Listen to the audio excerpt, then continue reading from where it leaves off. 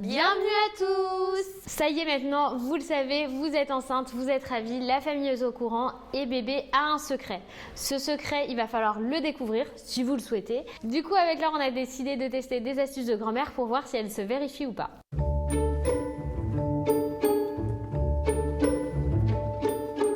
Alors c'est parti, Laure, je m'arme de ma petite ardoise pour tester en direct tes astuces, enfin les miennes aussi, mais du coup ça va être très drôle. Donc on a décidé de vous énumérer 6 astuces de grand-mère, il en existe beaucoup d'autres et Becca va simplement nous dire si c'est vrai ou si c'est faux et on verra à la fin si les astuces de grand-mère fonctionnent ou pas, en tout cas sur la grossesse actuelle de Becca, puisque on peut le dire maintenant, tu attends une petite fille. Une des premières astuces de grand-mère, c'est lors du premier trimestre, on parle des nausées. Alors on dit souvent qu'une grossesse d'une fille est beaucoup plus compliquée parce qu'on a souvent plus de nausées à ce qui paraît que pour les garçons. Donc Becca, est-ce que c'est véridique sur toi? Est-ce que tu as été nauséeuse pendant ton premier trimestre, voire même toute la grossesse? Je te dis ça tout de suite. Et c'est vrai, puisque pour mes 2 grossesses où j'ai attendu à chaque fois des petites filles, j'ai été super malade. Pour Eliora, j'ai beaucoup vomi et pour bébé 2, c'est des nausées qui vont durer pendant 4 mois.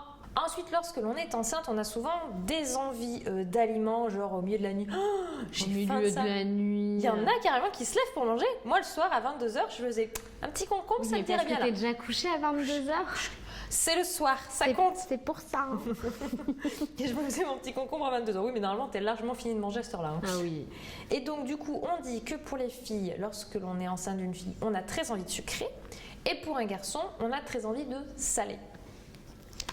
Et c'est faux, puisque dans les 2 cas où j'ai attendu des filles, je ne mangeais que du salé. J'ai vraiment très envie de salé, sachant que dans la vie de tous les jours, je préfère le salé au sucré. Eh bien, je peux vous dire que là, je m'en donne à cœur joie. Le guacamole, le vois-tu, le voilà. Voilà, mon aliment fétiche de grossesse, c'est le guacamole. Mais bon, je mets un peu le haut là, parce que c'est quand même super gras. Et on parle d'ailleurs, lorsque l'on est enceinte au niveau des aliments, que nos saveurs changent. Et des fois, il y a des choses qu'on adore, qu'on ne peut plus du tout avaler ou manger. Moi, je ne pouvais plus les gnocchis, j'adorais ça et je ne pouvais plus me les voir. Toi, je crois que c'est le café, tu disais. Oui, pendant 4 mois, j'ai pas pu boire de café. J'étais la personne la plus malheureuse du monde, mais maintenant, ça s'est arrangé. Et on a aussi, des fois, des choses qu'on ne mangeait pas et qu'on commence à manger. Pour moi, ça a été le fromage. C'est un aliment on ne s'aime pas trop. Voilà, on cohabite dans la même pièce des fois, mais c'est tout.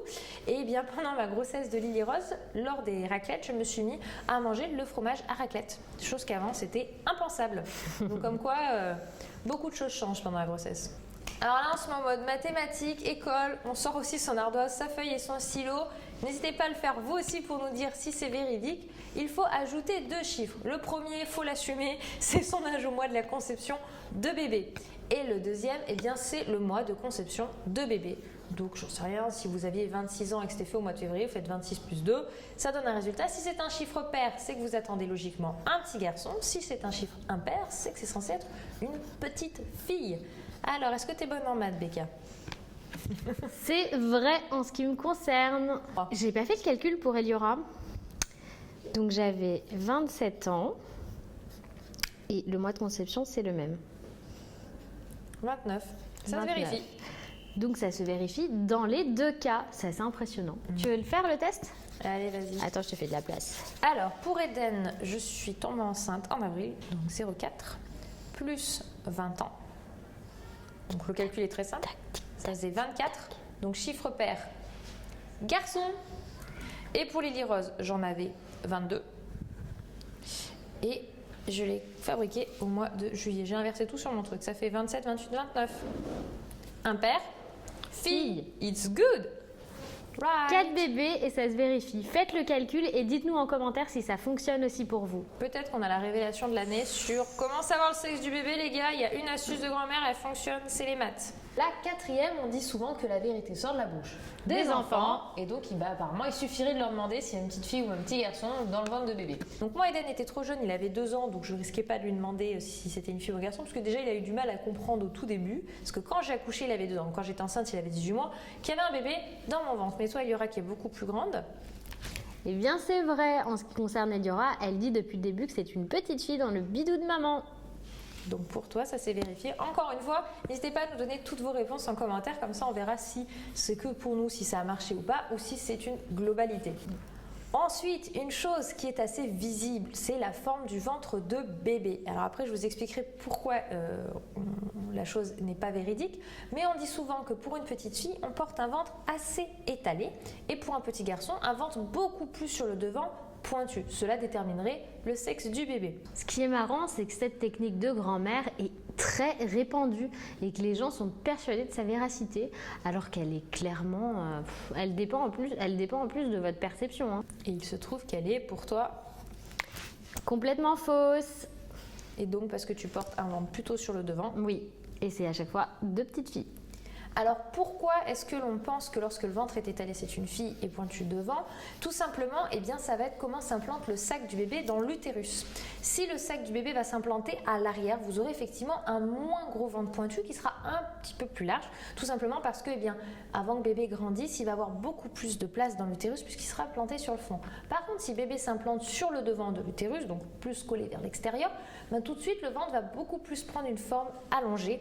Et pour moi, Lily Rose s'est implantée plus sur le devant, j'avais un ventre, bon peut-être pas aussi long, hein, mais bien devant, alors qu'Eden était beaucoup plus étalé, donc pour moi c'était totalement l'inverse et faux. Et enfin, on va terminer de nouveau avec un petit calcul. Celui-là, je l'aime bien. Alors moi, je les appelle les calculs de l'or. Si tu veux Alors, je tout vous mettre explique. sur... Je t'écoute. Alors, il vous faut 2 éléments. La chose, c'est que ces 2 éléments, pour les avoir, il faut vraiment être très précise. La première chose, c'est qu'il vous faut la date d'ovulation. Je te présente mon petit ovule. C'est magnifique, hein. La date précise. Donc du coup, ce qu'expliquait Becca tout à l'heure, c'est qu'il faut bien simplement prendre sa température tout votre cycle. Hop, regarde, je vais faire un joli petit thermomètre. Si Laure se met à faire un Pictionary, on n'a pas terminé. Hein. Voilà, je te présente son thermomètre. Il est splendide, n'est-ce pas? Hop, degrés Celsius. Voilà, comme ça au moins si jamais c'est pas clair. On gagnerait pas trop avec moi avec les devinettes à l'école. Ah oui, non, c'est clair. Et donc la date exacte de votre conception et la date où vous avez fait un câlin. Donc on va écrire câlin, hein. Voilà. Donc tout simplement, la chose qui est scientifiquement prouvée, t'as vu, je suis très douée en dessin, tu n'aurais pas dû me donner l'adresse, je te le dis. Oui. On dit qu'un spermatozoïde, donc la femme va dans son ovule forcément avoir un X. Donc pour elle, elle va induire, entre guillemets, vers une fille. C'est l'homme qui va déterminer le sexe du bébé. Il va donner un spermatozoïde X ou Y. Et donc ça sera petite fille, Alors, petit garçon. il y a un autre paramètre à prendre en compte, c'est le pH de l'utérus. Ouais, l'acidité de l'utérus. L'acidité de l'utérus. Si vous avez un utérus très acide, vous avez quand même plus de chances que ce soit une fille qu'un garçon. En fait, le spermatozoïde garçon est un spermatozoïde qui va remonter beaucoup plus vite vers les trompes et vers l'ovule. Mais il va vivre très peu de temps. Il va tellement vite qu'il s'épuise. Le spermatozoïde fille va mettre beaucoup plus de temps à remonter, mais va survivre plus longtemps. Donc si vous faites un câlin le jour de l'ovulation, mais vraiment le jour fixe, c'est censé être un garçon. Si vous faites un peu plus éloigné, je ne sais pas, la veille ou l'avant-veille, théoriquement, c'est censé être une fille. Dans mon cas, ça s'est vérifié. On retient bien que le garçon est un sprinter et que la femme est une marathonienne, hein, surtout. Ça se vérifie dans la vie après. Hein.